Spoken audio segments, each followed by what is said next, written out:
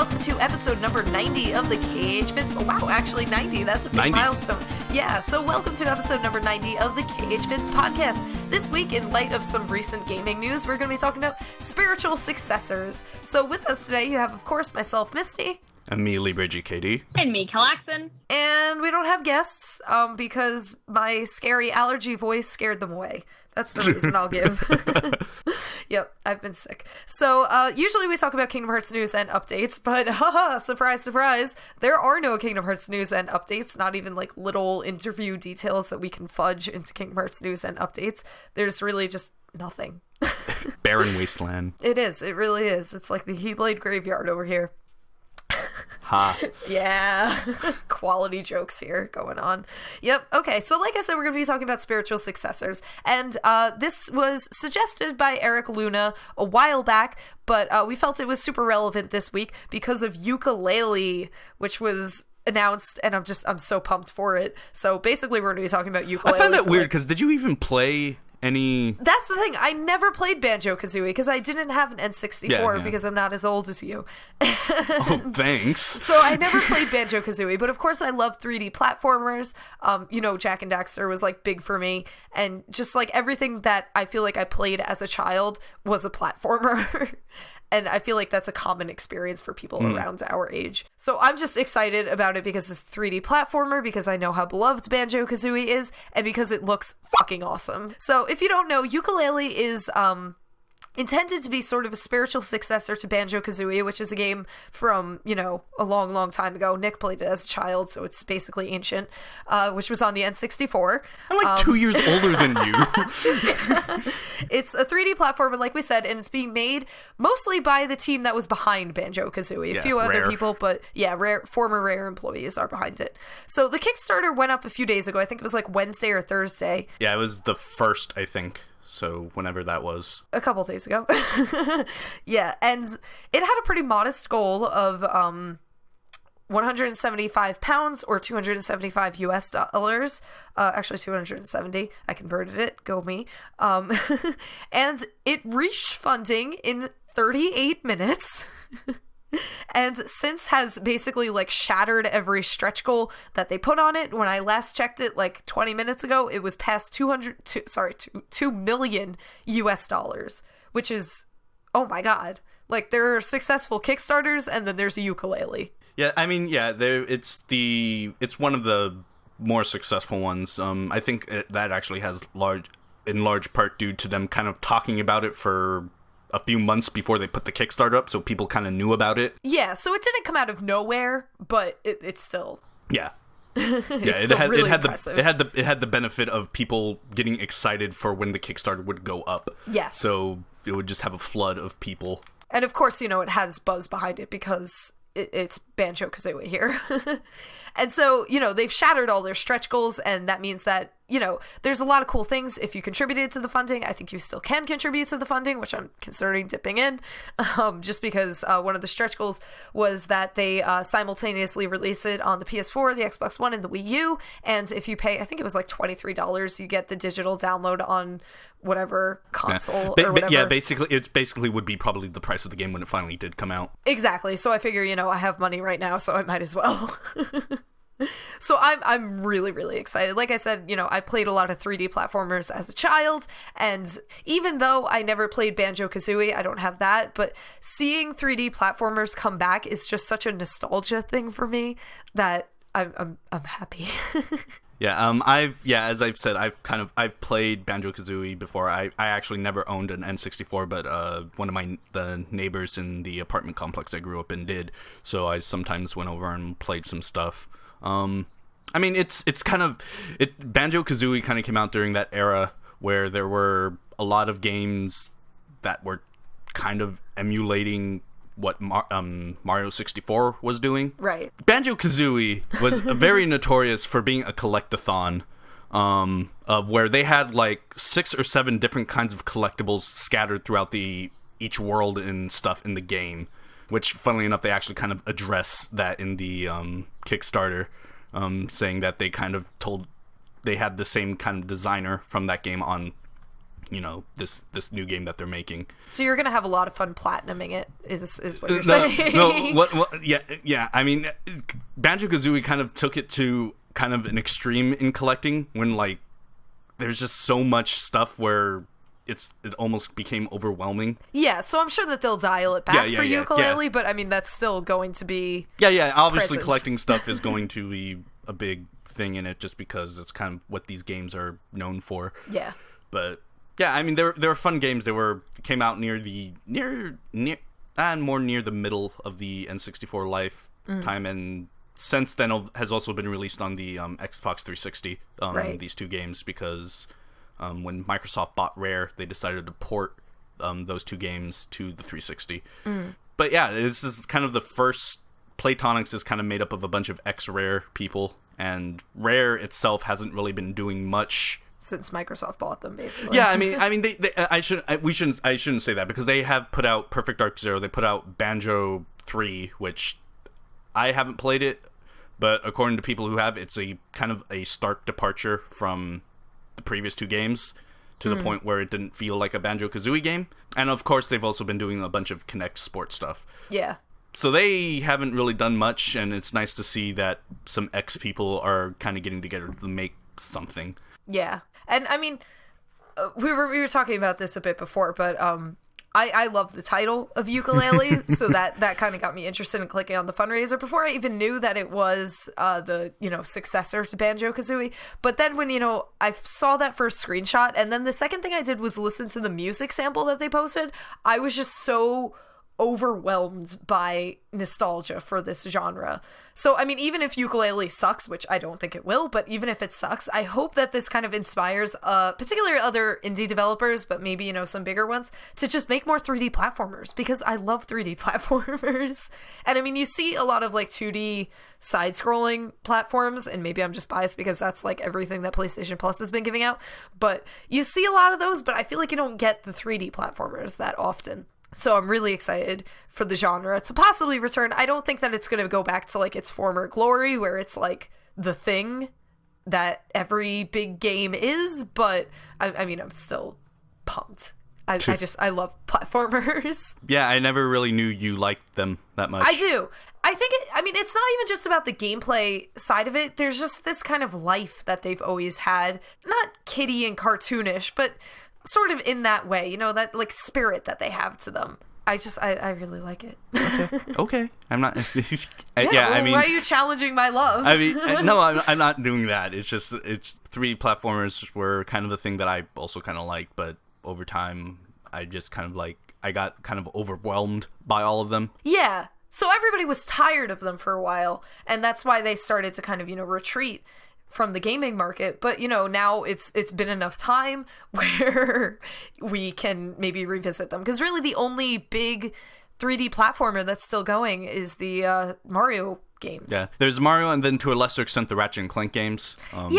Those are still, actually there's a new one supposed to be coming out this year.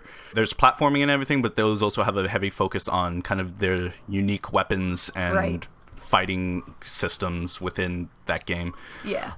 But yeah, there hasn't been that many, at least not in recent memory, there hasn't been that many huge 3D platformers. I mean, there was, Sonic Boom that came out last year. I mean, Knack also tried to do the 3D platforming thing, but it wasn't as big as I think they were hoping it was going to be. Yeah, it was Knack is more of it was a platformer brawler. Yeah. It actually reminded me a lot of kind of how the combat setup in God of War is, where there is some platforming there, but there's these just arenas where you kind of deal with enemies. Yeah, and I think that was intentional. I think it was an attempt to kind of bring back platformers, but infuse some of those things that we really associate with PlayStation in particular because of God of War.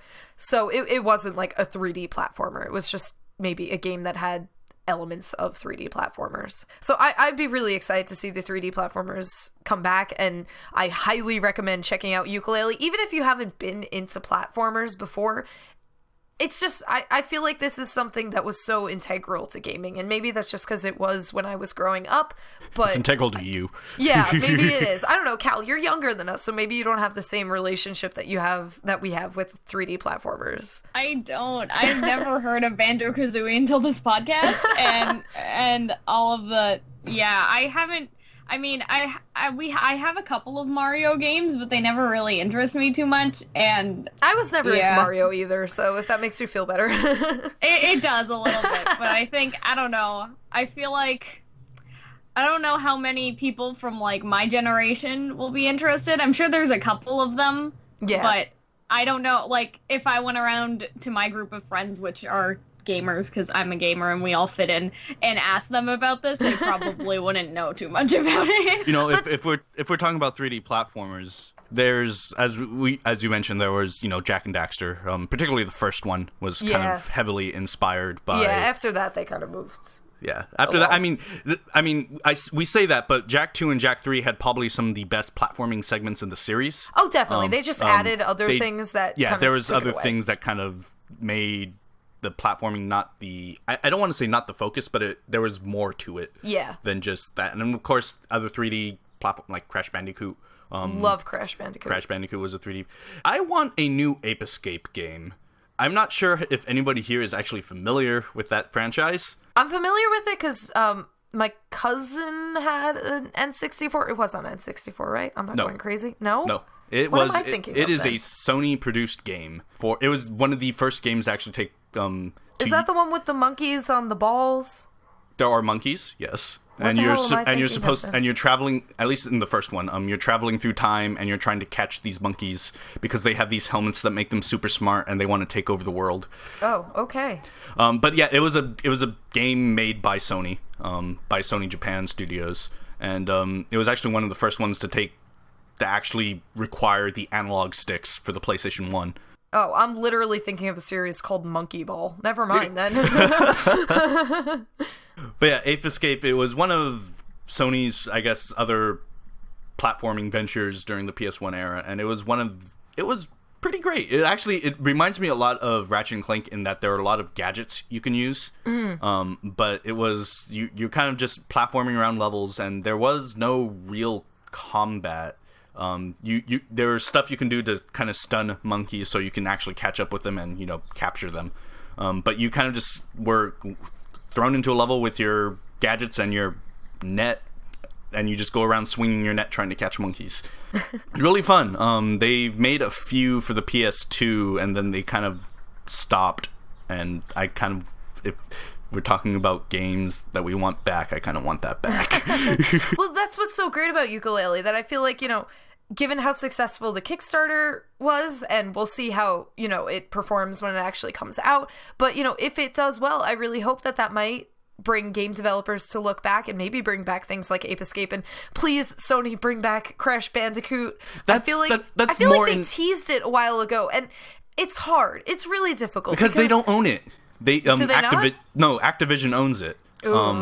Because basically both of Sony's, like, I guess, ace platforming titles during the PS1, Spyro and Crash, they were developed by Naughty Dog and Insomniac respectively, but they were doing it through Universal Studios Interactive, and Universal kept the rights to those games. Then Universal sold off their entire game because they wanted to get out of the game industry. They sold that entire thing to Vinvidi, and then Vinvidi got bought by Activision, and so Activision owns the Spyro and Crash IPs, and with Spyro they made it into the entire Skylanders thing we have going on now. And Crash, the last game Crash was in, I want to say, was back in 2008. Yeah, and it was a long time ago. Yeah. But yeah, Activision owns the rights to Crash, so it kind of makes things difficult. Yeah, and I mean, that's something that we do need to talk about with spiritual successors, that a lot of the time it is caused just by copyright issues, that they really can't make the sequel that they would want to make. Like, former Rare employees probably want to make another Banjo-Kazooie game, but they just can't because of the copyright holder. So that is why spiritual successors happen. But I love Crash Bandicoot. I played a lot of Crash Bandicoot as a child, and looking at the design of Crash Bandicoot, just the way that he looks, it would be kind of hard to bring that into the modern era. I mean, the main thing is that because he it was tennis shoes and shorts, and that was about it. I mean, and the like mohawk and just the attitude. It's outdated. It's a weird thing. That's kind of a thing with spiritual successors sometimes. Yeah. Or even sequels to old games or stuff like that. Like, there's a lot of people.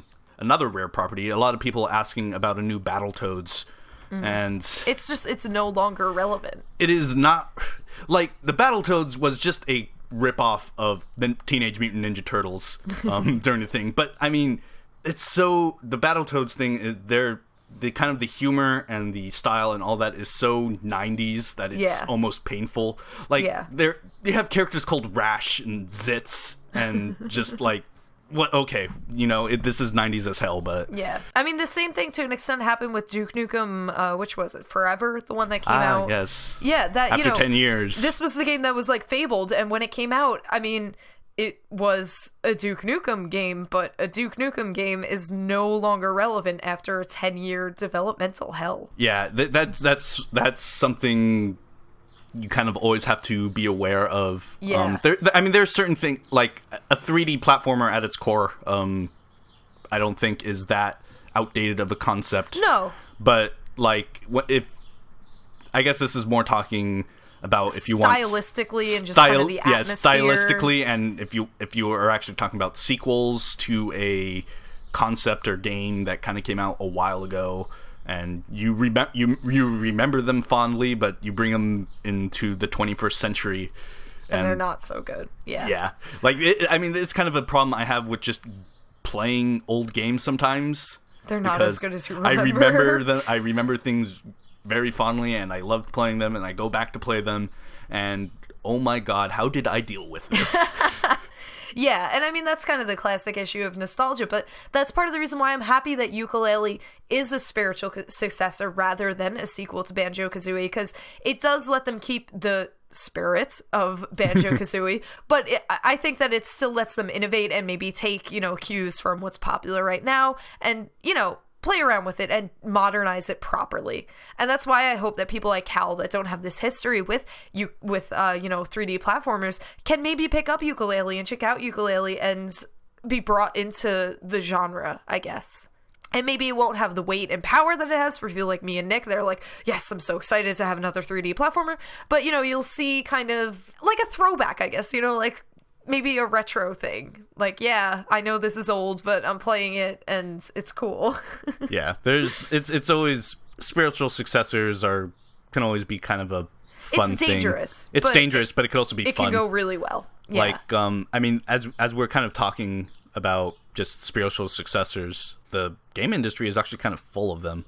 I think it's a symptom of just how young the video game industry is and how just rights kind of go all over the place, and some things are just with this company that no longer does anything. Because the weird thing about the video game industry, unlike kind of other industries, is it's so young that a lot of creators don't have control over the stuff that they make. Yeah, this is a huge copyright thing, which I think we need to get into. It's reasons like that where we get, I think, a lot of different spiritual successors in some form or another. One of the most recent ones, which is kind of a weird history with that, is Dark Souls. Yeah. This is kind of unique in that it was the exact same people, the exact same development team made it, but Demon Souls came out for the PS3, and Sony helped From Software kind of create that game, and Sony Japan published it. The Sony of America and Sony of Europe, they didn't think the game would sell well, so they passed on publishing rights, and which allowed Atlas in America and Namco in Europe to kind of pick up and publish it themselves. Of course, Demon Souls was kind of a success. From decided to make, another game in that kind of style, and they couldn't use the Demon Souls name because Sony owned it, so they went and called their new series Dark Souls. And they they made another game, and it was also a very huge success, and it also allowed them to release it on a PC and Xbox as well as the PlayStation. And then, of course, it comes full circle with them creating Bloodborne, and that's, again, funded by Sony and is on the PlayStation 4. Yeah. So there's a lot of stories like that where kind of things just like, well, we made this thing, but we don't own the rights to it because I guess it was kind of like contract work or whatever. But I guess we'll make something else kind of like this because we loved working on it. I think we do really need to examine copyright laws, to be honest, in this country, not just regarding gaming, but, you know, music is another big one, movies, everything. And I mean, it's kind of, I would be so upset if I made this thing and didn't own the rights to it. Like, I poured my heart and soul in this. This was my original idea, and I don't own it. Like, that would suck. Yeah. I would be really upset about that. And so, like, to a degree, I feel for, you know, the Rare employees that they made Banjo-Kazooie and they don't own it. Like, they can't do what they want with it. And that, you know, it seems like a symptom of, you know, capitalism in corporate America, which, you know, I don't like. But, but yeah.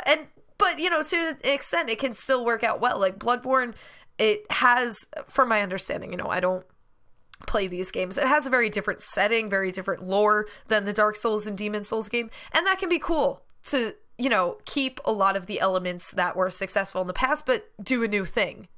And that's something that, like, applying it to the Kingdom Hearts series, that's something that we have said that we want to see, that we've been kind of stuck in this same story, this same setting, that would be neat to, you know, like, take things from previous Kingdom Hearts games, but put it into a new setting. And go off into another series, I guess. And sometimes the successor is just because the successor doesn't only need to take like gameplay mechanics or stuff that. It could just be, it could be a completely different type of game. And like another one that's kind of well known is Shadow of the Colossus, which this is also sort of a unique one in that it was made by the same developers. There is no copyright issue here at all. Yeah, because it was made by the same developers, made by Sony. It was both were published by Sony. It's just the creator kind of wanted to make a successor to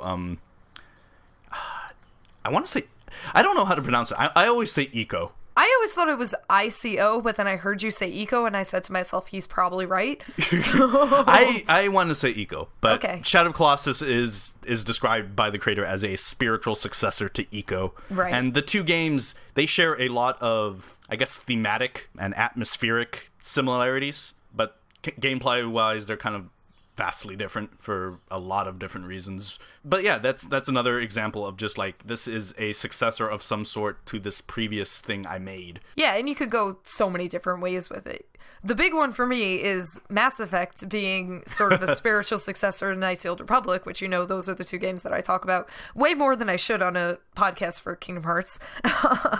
But yeah, so if you play Knights of the Old Republic and then you go and play Mass Effect, you will see how similar these games were. It is amazing. Yeah. It's funny, I actually decided to boot up after going through Mass Effect 1 on the PS3 a few times. I decided to just boot it up on the PC for, you know, a laugh. And dear God, the UI is even almost the exact same, where it has those little tabs. Yeah. Where you can just click for your biotics or weapons or whatever. It's just like, yeah.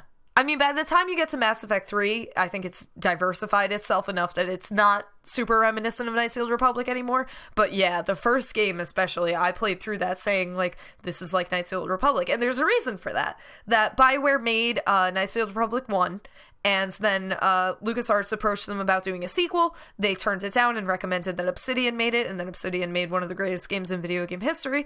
But BioWare said, we want to focus on our original properties instead. And that's how Mass Effect got made, and that's why Mass Effect is so similar to Star Wars. That it was, in their way, kind of a spiritual successor to the Star Wars universe and Star Wars games that they've made, while letting them do their own original thing and do new things with it. And I don't know the story directly behind it, but the Dragon Age series is also considered sort of a spiritual successor to Baldur's Gate.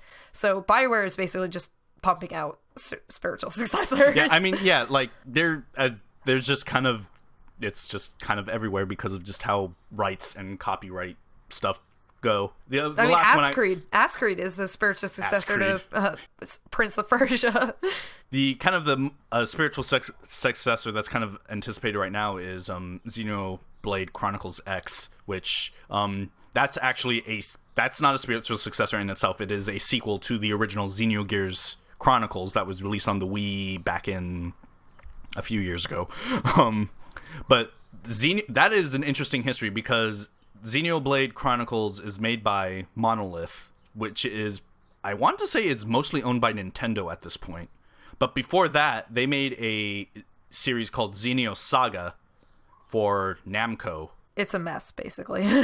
Yeah, so they made, it was a trilogy of games. It was a trilogy of RPG games made by Monolith for Namco, and it was, there's this entire, saga with those 3 games, which, oddly enough, I believe only the second game got localized in Europe, which is just such a weird thing. But anyway, even before that, Monolith was formed out of ex-Square Enix people who worked on a game called Xenogears for the PlayStation 1, which that is probably one of the best RPGs ever made, so I'm just throwing that out there. But, so they've had this long history of working with various different companies and kind of having a spiritual successor after spiritual successor whenever they moved companies, and it's just kind of this entire mess of a thing, because not only are they spiritual successors, they make references to previous games without like being explicit about it, and it's just they're great games, but it's so kind that of a to me mess. is like doing it wrong. That it should be able to stand. I mean, I'm sure that these games can stand on their own. Yeah, they do. But too many references to previous games, especially in a way that's like integral to the plot, would definitely hurt the game. Yeah, I wouldn't say they're integral to the plot. They're more. Okay. I guess I would say they're more like cameo type things. Okay. Where they mention somebody or something, but it really has no. It makes it confusing. I mean, yeah, it has no like significance at all or anything, but yeah, it's still such a weird thing. I've never wanted to dip into the entirety of it just because of how confusing it is and how much it's jumped around in terms of the people making it and console. It's a mess. Yeah. I feel you can probably play the Xenogears, the first game, just fine, just because there was no, Yeah. But after that, it gets shady. Yeah, and Xenogears also kind of ran into that problem of Square Enix diverting funds away from Xenogears to more quickly fund and develop Final Fantasy VIII. Mm-hmm. And yeah, I mean, Xenogears started off as a concept for Final Fantasy VII, and then was deemed, this isn't Final Fantasy enough, but you can make your own game. I mean, thinking of the Final Fantasy series, it's basically spiritual successors, that the plot of the games are not related at all. It's a little different because they're released under the same, like Final Fantasy title, so they're not a spiritual successor in the sense that like, oh, there was a copyright issue or something, but they're connected in spirit, but not so much plot. That, there are common elements here. There are things that turn up in virtually every Final Fantasy game or most Final Fantasy games, but they're still not directly connected.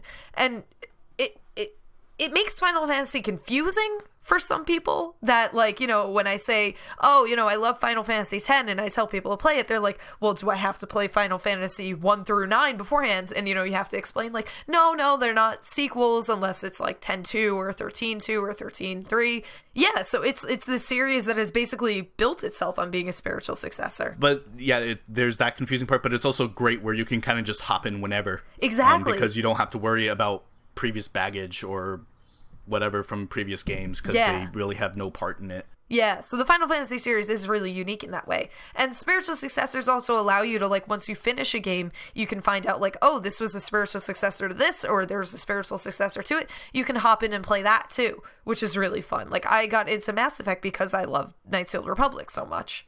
So, having that connection is really cool, but you still get something new and fresh. I mean, it could be something awful as well, but hopefully that doesn't happen. There is always that chance where it's just kind of an awful, just like, this is not good. Yeah. Like, you probably, there's probably a reason why nobody wanted to make a successor to this. Yeah. Well, that's actually something, too, that I think we should talk about with spiritual successors, that sometimes they happen because the source material is old or forgotten, or maybe it had, like, a lot of bad press surrounding it, that they want to make another game, but making it, like, bad game 2 obviously would affect its performance. Yeah. So that can happen as well. And what's kind of great about kind of these successors and stuff is sometimes they can kind of spawn their own line of games. Like as you mentioned, the first Mass Effect was, you know, a successor to Knights of the Old Republic, and it kind of spawned this entire new franchise. Yeah, not just Mass Effect 2 and 3, but now with the new Mass Effect, it's totally different story and everything, but it's still, you know, a Mass Effect franchise. Yeah, it's like, it's always great, at least on some level, when you see a spiritual successor or something kind of go on and be its own thing. Yeah. The Fallout is another example of that. It was originally supposed to be a sequel to Wasteland, which probably nobody knows about because that is a really old game. Actually, no. Wasteland 2 actually got kickstarted and got released this year, so maybe some people are now familiar with it. But yeah, Fallout is one of those things where it kind of was a spiritual successor in some ways because it was supposed to be a sequel but decided to be its own thing, and now it's just this kind of massive franchise for Bethesda where people are eagerly awaiting for a new Fallout game. The other thing I want to talk about today with spiritual successors is after Silent Hills was canceled, I think a lot of people are calling for Kojima and Del Toro to team up again and do kind of a spiritual successor to that. I think that there are some really big copyright issues with that, and I think people are being a little naive in expecting that to be possible. But I mean, you never know, too. That I could see that. I just want Del Toro to actually get a game out. Yes, because this is the second game he's had canceled on him because of internal strife within the video game company. Because the first was THQ, and that THQ just decided to implode upon itself, and then, you know, this entire Silent Hills thing. Because I have a feeling Del Toro could design a pretty great video game universe. Oh yeah. Just because of his, you know, his work in films and all this other stuff, that I just want to see him make something. And I mean, Kojima is not out of the video game. Yeah. Game. Yeah. I mean, there's always the question of where he's going to end up. That's not a question we'll probably answer until next year. Because he's still technically working for Konami. Yeah. Up until Metal Gear Solid 5 gets released, and after that, it's kind of a wait and see what he does. Yeah, I don't know what the relationship was between Kojima and Del Toro. I know that fans would love to see them team up again, but I don't know if they're like, yeah, we're buddies and we definitely want to make something together. But I could see Kojima, whenever he goes on and makes new games, doing a spiritual successor to the Silent Hill thing, the whole horror genre, just because, I mean, it seems like something he would like to do. Yeah. Yeah. Well, I mean, I'm interested. Maybe not. I'm not so much interested in seeing a collaboration between Kojima and Del Toro, which that would still be interesting. It was interesting when they announced it for Silent Hills. It'd be still interesting if they decided to do something else. But I am rather interested in hoping that Del Toro tries again, and maybe third time's a charm, and he'll actually get a game made. And of course, Kojima, I'm just kind of interested in not only in games, not only just because of the games he makes, and I'm interested in games he makes, but just because he's such an icon. Yeah. That it's just sort of interesting to seeing where he ends up. Oh yeah, definitely. I brought it up because I know everybody is very upset about Silent Hills. I understand that you're all very upset. You know, I do think that Kojima will go on and do something in the horror genre. And it might. It will. It would be interesting. I'm sure that he has ideas from Silent Hills that he's bummed that he can't use. Yeah, because I mean, Kojima is kind of. I know he's known as the Metal Gear guy, but he does have quite.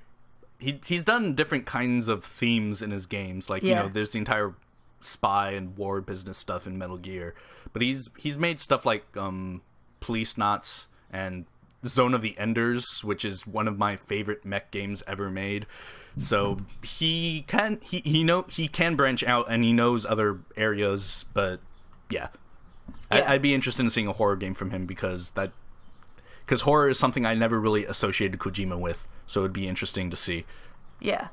Though, if we were talking about Silent Hills and we want to talk about a spiritual successor, you should play Siren from, it's a Sony-funded horror game, but it's made by it's directed by the guy who directed the first Silent Hill game.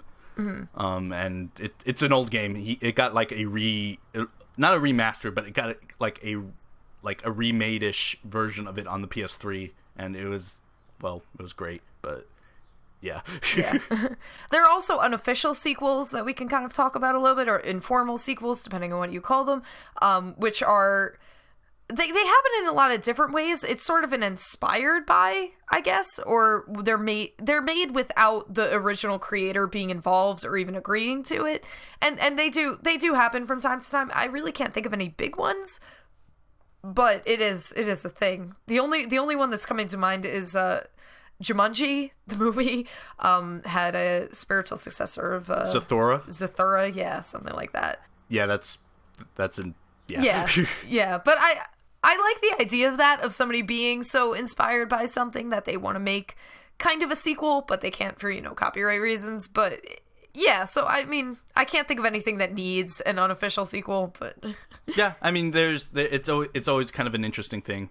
Yeah, and especially with I mean, this is how Yooka-Laylee is going about it, but especially with Kickstarter, you're seeing a lot of people trying to fund either the original creators themselves trying to fund a spiritual successor, like how we're seeing with Yooka-Laylee and how we saw with Mighty Number 9 and stuff like that, or if it's just kind of really big fans or people who were sort of involved in the first one but didn't really have a major part in it, right? Like them wanting to make something in a similar kind of fashion.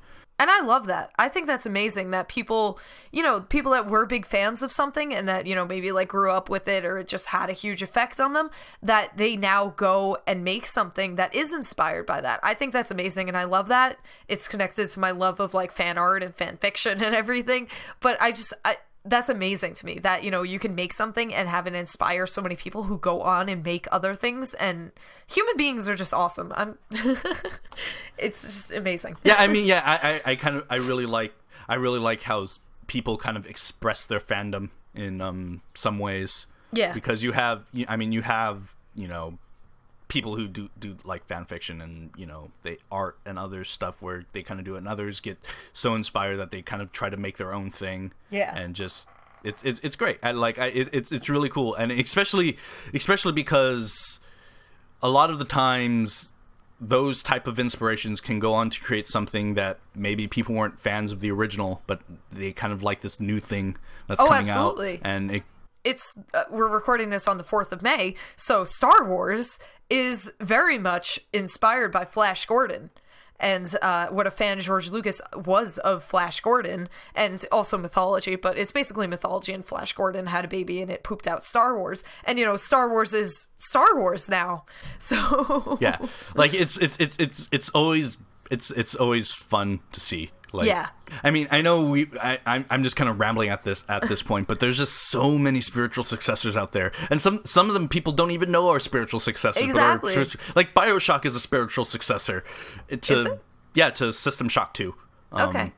I think that System Shock 2 was actually made by X. I mean, I shouldn't say X because this happened before Irrational was formed, but Irrational is made up of some people who worked on System Shock 2, and System Shock 2 holds a lot of the very similar type of themes and kind of atmosphere, but there's just so much out there that a lot of people. Yeah, I love seeing people inspired by something that they go on to make. I mean, even just thinking about BioShock, even without the System Shock thing, Ayn Rand's philosophy and novels are basically, BioShock, or at least, I mean, I've only played the first BioShock, so maybe that changes. But yeah, it's so neat to me. I'm jealous of people that create things. Yeah, I'm looking up some of the spiritual successor stuff for the thing, and I like sometimes they make entire genres, like the entire Metroidvania genre, of where you had Metroid and Castlevania, kind of these 2D platformer action games, and it kind of spawned this entire subgenre of games that are just kind of like that. so much so that the genre is named after games. But it's always fun to see kind of how a game does something and how it kind of influences game making from that point on. Absolutely. And try to think of games without that particular game and how different the landscape would probably be. Mm-hmm. Yeah, I mean, Kingdom Hearts 2 is...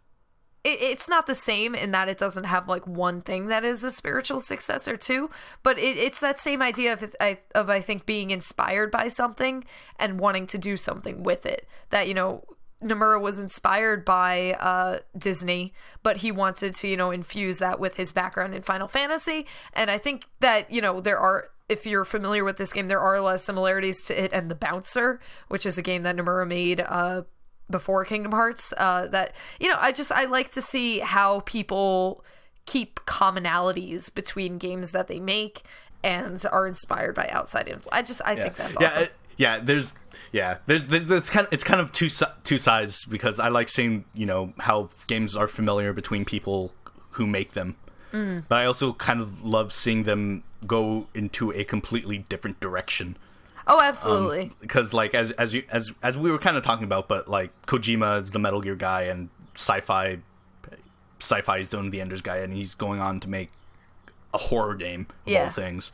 Or if we're talking about the Silent Hill guy, who went on to make Siren, he went on to make Gravity Rush as well. Yeah. And it's just such a complete departure from what they're kind of known for, that it's like, oh, this is still great, surprisingly enough. Yeah, I mean, it's always good to see somebody do something completely new and fresh. I'm not saying that I want everything to be inspired by something else, because then you just get into like, I'm so tired of sequels and the same thing over and over again. But yeah, I still love to see inspiration. So we'll see how Yooka-Laylee goes. I have a lot of faith in it. I'm definitely going to buy it. The game isn't supposed to be out. I think they gave a tentative date of October of 2016. Yeah, I'm not expecting it anytime soon. Yeah. What's great about Kickstarters, I'm learning this with Amplitude, because I funded, which, by the way, we didn't even say Rock Band is basically a spiritual successor to Guitar Hero. I had trouble with that, because while it is, I think, a spiritual successor to Guitar Hero, it's difficult because Guitar Hero is still going. You know, in my mind, a spiritual successor is like bringing back something from the dead. Yeah, I mean, this is kind of this is a copyright issue again, because Harmonix made the Guitar Hero thing. Yeah. But that name belongs to Activision, and they couldn't make another Guitar Hero because they didn't want to work with Activision. So they went on and made their own thing, which is basically the previous thing except better. But yeah, I mean, as I'm kind of learning when I mentioned that, I'm kind of learning with Amplitude is I backed that when that Kickstarter was going last year, and it's coming out a little later this year, and I'm just thinking, I'm just one of these days I'm just gonna have a free game to download. I mean, I paid money for it, obviously, like a long time ago, but I've completely forgotten it. I've like, that money is so far gone now that I'm just going to get a game and I'll be pleasantly surprised. Yeah. Yeah. So, I mean, again, we'll see how Yooka-Laylee turns out, but I'm really excited for it, and I love spiritual successors. Yeah, it looks pretty good. Like, it seems to be kind of capturing kind of what they were going for. Yeah. The spirit. The spirits. I'm still just kind of, I mean, this is kind of true of all spiritual successors, but sometimes you just kind of laugh about how similar they are. Oh, yeah. I mean, this Yooka-Laylee being it's a chameleon, right? Yes. Yeah, a chameleon and a bat, and instead of a bear and a bird. It's just, it's like, oh, there's your flying creature. It's probably going to be very similar in very many ways. Yeah. But so I guess we'll move along to user-submitted questions. To submit a question to the KH-Vids podcast, all you have to do is fill out the form links with every episode of the podcast, or send an email to podcast@KH-Vids.net. The questions can be directed towards a host in particular or the group in general. So you sound out of breath. I mean, I've been struggling this whole time. Yes, I know. Yeah, so the first question comes from Quilligan, and he asks, if you could write / direct / just have your own TV show, what would it be about? Oh my god, I don't even watch TV, so this is... I love sci-fi. I was actually going to say something maybe along a cyberpunk, like a Blade Runner-esque type show. Yeah, I love sci-fi, so I have no doubt that it would take place in space, and be about space to an extent. I don't know though, because I also really like kind of surreal stuff where it's, you know, set in an everyday setting, but there are surreal elements to it. Like the X-Files? The X-Files is like just insane. It's another level of surreal. Of just, yeah. Yeah, but I really like surreal stuff, so maybe something along that line too. The problem is that I can never see myself doing a TV show. That I think that the way that I work and just look at things is more set to like making one enclosed thing rather than like a bunch about of a little miniseries? episodes. I could see myself doing a miniseries because like the problem with doing a movie is that you don't have that much room, whereas a miniseries, you know, you have a couple more hours, but it's still a very enclosed thing. I also would really want to do like an adaptation of a book or something, and direct that in my own way and see how do your own Pride and Prejudice. It's funny that you bring that up because I spent yesterday, first me and my mom were watching Death Comes to Pemberley, and then we got into a fight about the 2005 Pride and Prejudice, which I love, but she does not like at all. She's a fan of Colin Firth Pride and Prejudice, which, I mean, speaks to the age gap. You know, I think that's just a generational thing. But so we watched the 2005 Pride and Prejudice, and then my sister made us watch Austen Land, which is a crappy movie, and I hate it. So don't talk to me about Austen Land. But yeah, so I mean, I don't know if I would want to do a Jane Austen thing, because the problem with adapting Jane Austen things is that there's such a long history of adaptations before it that, like, you know, anybody that you cast as Mr. Darcy is going to be compared to Colin Firth.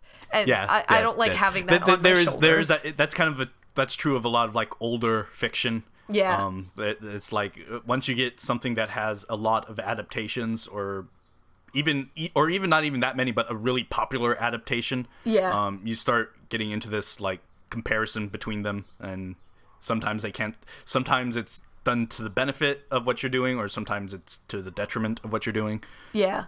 And the other thing I was talking to my friends about, because we watch movies together and we just finished Lord of the Rings, so the next thing we're doing is Harry Potter. So we were saying that, you know, there's definitely going to be someone along the line that does Harry Potter again, and I said, like, if you don't think that I'm going to be involved in that, then like you don't know me at all. So I would love to take a crack at Harry Potter, even though that is such a big responsibility, and that obviously I could not do it alone, but you know, Harry Potter, and then there are just so many books that I love that I feel Harry like Potter film in your basement would be conducive to like adapting things like Adverbs, which is one of my favorite books. It's like a collection of short stories. That would be a great miniseries. Yeah, exactly, because you know, it already has that division. I started reading it. It's so good. It already has that division of short stories. And, you know, they are connected, but they're separate still. So I feel like that could be really cool. I would love to do 1Q84 by Haruki Murakami. So, I mean, I have a lot of ways that I could go. But go ahead and answer, you guys. Yeah. As I was saying, I would think almost a Blade Runner-esque cyberpunk thing. It'd work as a TV series because, I mean, if you really want to get into it, you could, I don't know. A lot of cyberpunk stories kind of center around trying to solve corporate corruption or solve some sort of weird espionage stupid thing with because corporations are the future of governments in most cyberpunk tales. So I mean, there's a lot you can do in just a TV series in that vein.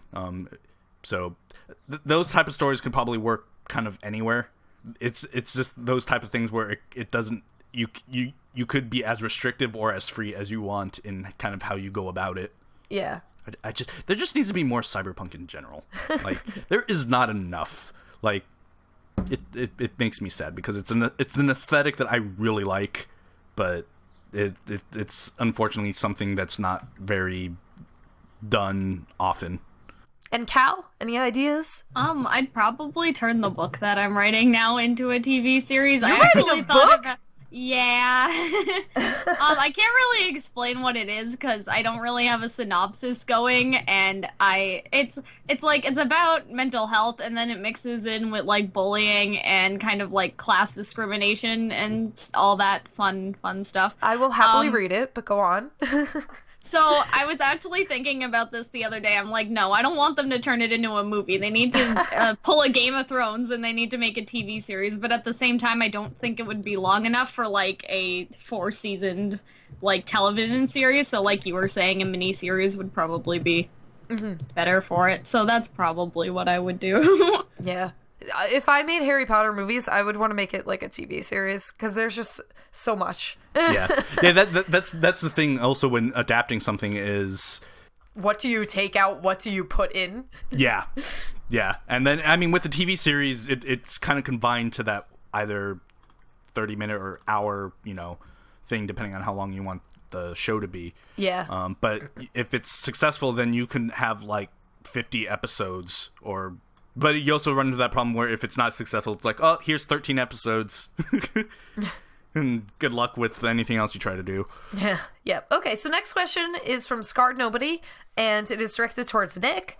And he asks, after hearing that you're into Arthurian myth stories, I feel compelled to ask if you've seen Kingsman. Do you think that the use of the myths was effective or just a backdrop that didn't add much to the story? This does all hinge on you having seen the movie, so if you haven't, disregard the question. I have not seen it. Okay, so maybe we'll come back to the question. Yeah. What was that, though? It was Kingsman?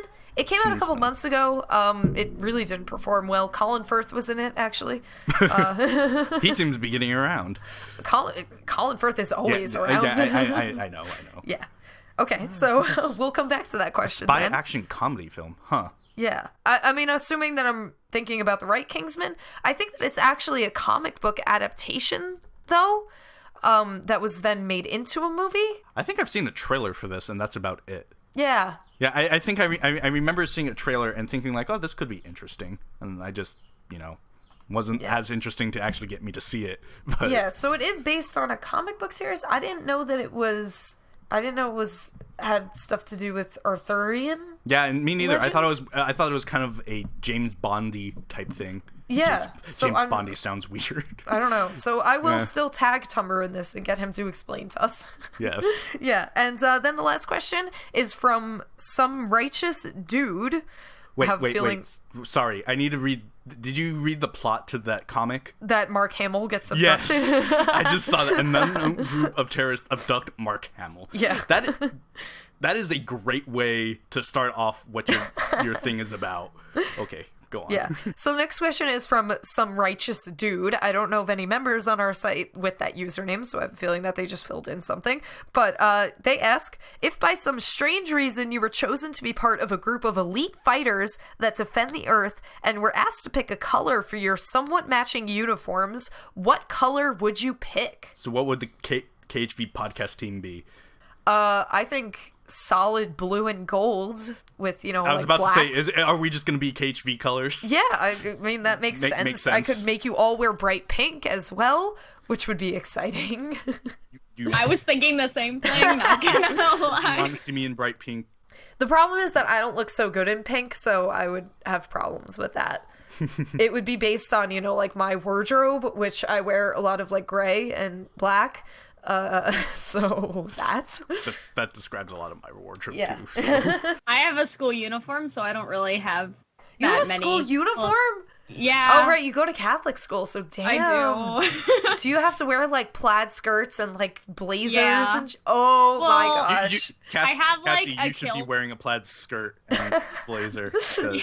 But that's still pretty badass, because Go-Go in Kill Bill has the school uniform going on, and Go-Go is a badass, so... I mean, you can probably put them in anything, and that would make whatever they're wearing look badass, I guess. I'm just thinking of, weird action hero costumes now, so, thinking about Kill Bill, the yellow jumpsuit was awesome. Yeah, I mean, that was kind of a callback to, what you call it, Bruce Lee. Bruce Lee. So, Yeah. But... Yeah, so that would be cool. I'm thinking about the orange Rebel pilot flight suits in Star Wars. Those are really cool. Those are cool. In a weird way, those are cool. Yeah, so even your immediate thought is, black is badass, so we'll dress them in black. But, bright colors are cool too. I'm just thinking of that orange jumpsuit. I love the orange jumpsuits. I think looks like a prison garb. I was thinking about Halloween costumes now a couple days ago, and I was thinking about doing a Star Wars one. So my first thought, of course, was Han Solo. But then I'm like, it would be really cool to be a Rebel pilot as well. I settled on being Daria for Halloween, so that's what I'm going to be putting together. But the Rebel pilot outfits are awesome. I love the Rebel pilot outfits. now I'm just thinking of Kill la Kill. So that's who you should be for Halloween, right? I mean, I have seen Kill la Kill cosplays, and I mean, awesome. And there's actually a really cool one that I saw on Tumblr where a girl made like fake boobs for herself in order to do, you know, like the outfit, which was amazing. And just, I have so much respect for cosplayers, but I mean, I could never. I mean, I could do like casual Kill la Kill cosplay, you know, where they're like not transformed, but I mean, I don't have the body for that. That doesn't stop people. Well, no, I'm not saying that, because I have a lot of feelings about this. That cosplayers, there is no obligation to have the body, quote unquote, for it, but I do not have, let's say, the self-confidence for that. That's probably a better way to put it. Although, Kill la Kill soundtrack is on my exercise playlist, just because I think to myself, I need to have the body for a Kill la Kill cosplay. But, I mean, go ahead and cosplay whatever the fuck you want, no matter what you look like or what weight you are or what race you are. Cosplay whatever you want, because cosplay is awesome. So. Yeah, I wasn't doing anything negative when I said that. Yeah. Just, no. Yeah. I want to say that disclaimer just so that I'm not misrepresenting my views. I have a problem too with I wanted to do an Adventure Time cosplay. And so, you know, my first thought was either PB or Marceline, but in order to do any of those convincingly, I feel like you have to paint your skin, and I don't have the dedication for that. I mean, you could always just go casual with it as well, and just kind of just. But I mean, their clothes are just clothes. With PB, I would be fine with that because PB at least has like the crown and the pink hair. But with Marceline, like that's kind of just how I dress. So you're Marceline every day. Yeah, that's how you can look at it. Yeah, Daria is good because it'd be easy, and I love Daria. So yeah, but back to the Elite Fighter. So, have we decided on the color scheme? Blue I don't and think gold? we have. I think we have a lot of proposals. Maybe you guys can choose your favorites. So, either the KH-V color scheme, Star Wars flight suits, Cal's school uniform, or Kill Bill yellow jumpsuit. I'm not sure how good I will look in a skirt. It doesn't matter. You still have to wear it. That's why I'm saying I'm not sure if I should vote for that. It's a kilt, so it's not really a skirt, Nick. Don't worry. Well, wait, you it's actually... like 0.5 of a skirt. You wear a kilt to school? Yeah. What kind of weird Scottish Catholic school do you go to? And also, do you have pictures? I can show you one, but I won't put it in the link to the podcast. It'll be for my private stash. She has this is off podcast, but you have pictures of everybody. Oh, I do. Like how many? Like you? Yeah. My favorite is probably my pictures of Forsaken with clown makeup on. I have those. I have baby pictures of most of the staff. Yeah. Yeah. Yeah. You send me these things and you expect me not to save them. Yeah, I know. I don't. It's just. Yeah. I mean, I guess I just don't say anything because whenever you send pictures of you, I save them too. So. Yeah. Well, you know, I figure that's gonna happen. Mutual understanding here. Yeah. And this is a lesson to you kids. If it's on the internet, somebody can save it. Make good choices. Do not post dancing videos of yourself or videos of you cramming donuts down your throat or...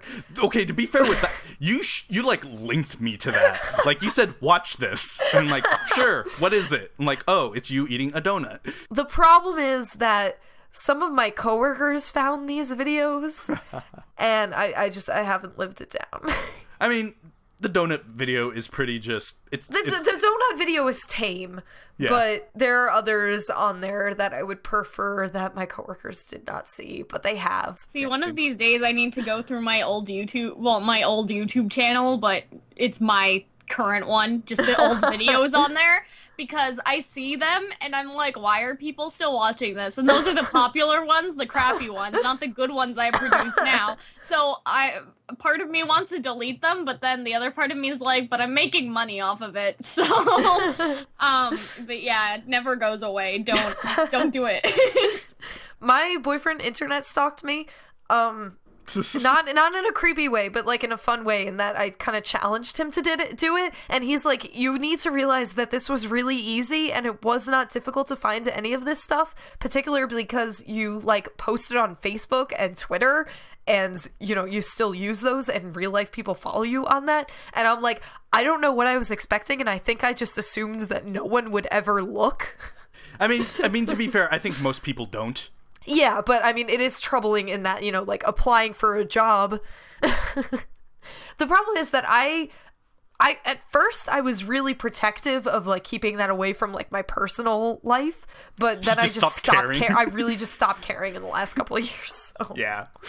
I don't really use Facebook, so I don't have to worry about that. And Twitter, I share like the KHV podcast stuff on Facebook, and Twitter is the gateway to me. So if you're looking to stalk me, follow me on Twitter. Yeah. At least you're open with wanting people to stalk you. Because I don't care that much. At this point, which is a problem. I've stopped caring. But okay, usually we talk about community news and projects. I don't think we have anything to go over, really. Nick, if you want to plug Game of the Month. Oh, yeah. The Witcher 3 won. Actually, okay. What was that sound? I have been soured on The Witcher 3 because I found out that The Witcher series has a history of releasing calendars of female characters, which are fucking disgusting. I had no idea about that. Despite my interest in The Witcher 3, I think that I'm now morally opposed to The Witcher series. So anyway, Witcher 3 won. It was actually kind of a tie between that and Splatoon. And as ties go, I just kind of decide which one is the one that wins. And then there were people voted for 2 games this month, so I just kind of chose a third, which was Magicka 2. So I mean, I kind of didn't know about that, which you just mentioned, but I'm still sort of into it. Not on this podcast because they're not appropriate for this podcast, but I was really angry when I saw that. I mean, I do think I just need to get over it and play the games because they were like pre-order bonuses that were given out. It's not anything that's like big in the Witcher series, and I haven't played any Witcher games, and I haven't looked into how women are represented in the Witcher series, and I am interested in the Witcher 3, but yeah. Yeah, okay. I kind of had no... Like, I'm not really familiar with the developer. I just know they're based in Poland, and that's about it. They make...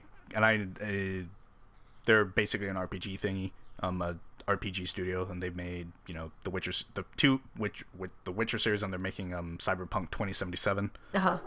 But... Yeah, so Witcher 3 won. It looks interesting. I'm probably not going to buy it right away just because I am poor, and... I'm poor too, but I'm still buying Final Fantasy X. I don't... I have a problem with Final Fantasy X. You do have a problem. At least you admit it. Absolutely, I admit it. I'm not one to talk because I will be eventually getting that as well. And that'll mean I will own this game on like 4 different platforms because I have the Vita version, the PS3, PS2, and soon to be PS4. I'm just really poor right now, and like I have games that I still need to buy Bloodborne, and like there's just a bunch of games that have come out already that I need to buy, as in like it's something that I need to go on living. But there are games that I want to buy that it's just I'm probably need to wait a bit because. Yeah. I just got my tax refund, so... Oh, lucky you. Yeah. Yeah, I have... Like, I'm glad that I have at least PlayStation Plus keeping me busy with stuff. Oh, yeah, and Hokum, and what was the other one I was really excited about? Unfinished Swan. Yes! So excited that those are... I mean, there are others this month, but those are the ones that I was really pumped about. I've already owned them, so whoops. Well. But yeah, that's kind of funny, because I was trying to talk you into buying the Unfinished Swan. And I'm glad I didn't. a few months ago, because, I mean, it was on sale for like $4. Yeah. Or something like that. And then Hokum, you actually played a bit. Yeah.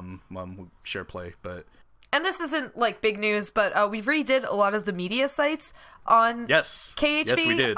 Because we were using this huge pack from Zenforo.com, and like not knocking it because I think that some of the problems were just problems with KHV, but we always had issues with it, and I hated using it. So basically, me and Nick, mostly Nick, redid a lot of them. Don't short show yourself. And so most of them will function like similarly to whatever they have before, but to give you a quick list, we support embeds from a bunch of sites, but some of the big ones like 8-Track, 8Tracks, Bandcamp, SoundCloud, Spotify, Twitch, like those kind of sites. When you paste in a link, it'll automatically embed something, and it's cool. So yes, play around with that. Enjoy them. Yeah, use them on the "What song are you listening to now?" thread. Yeah, because I was just about to say that would probably make those threads a bit. I guess it's weird because YouTube videos that take up a certain amount of space. It would make them, I guess, post shorter, as in like not as tall. Yeah. It's a personal little weird oddity of mine where having a bunch of YouTube videos in a row, it just kind of bothers me. I like seeing. I love the "What song are you listening to now?" thread. That's one of my favorite threads that we've always ever had, and I've been active in it since the beginning of time. So I always like seeing what other people are listening to and like actually physically seeing it, because sometimes like the thumbnail will catch my eye and I'll listen to it. Yeah, I guess if there's like a music video or something attached to it. Yeah, because if you're just like typing out the title, that's fine, but it's more fun to like see what they're listening to. Yeah. It makes the thread more interesting. Yeah, I was more talking about the sometimes the music on YouTube, it's just kind of lyrics or just, I mean, when I post in there with a YouTube video, I look for a video that I want to... You just don't look for the first thing that pops up. Oh no, and that should not surprise you if you know how I am about music. No, that doesn't surprise me in the least. Yeah, so that about concludes our episode, I guess. We talked about Spiritual Successors, kind of a shorter episode, but we've had long ones lately, so enjoy it. And yeah, so... you can participate in the KH-Vids podcast by, again, sending questions to the KH-Vids podcast by filling out the form links with every episode of the podcast, or send an email to podcast@KH-Vids.net. You can apply to be a member guest on the KH-Vids podcast, once again, by filling out the form links with every episode of the podcast. All you need is a Skype account, a microphone, and headphones, and we would love to have you. You can submit a topic to the KH-Vids podcast by filling out the form linked in the sticky in the podcast section. Or you can just send an email to podcast@KH-Vids.net. I don't care if you don't want to look for all the forms. Send us an email, participate in the podcast, leave us a comment, do all that. Thank you all for listening, and have a Kingdom Hearts day.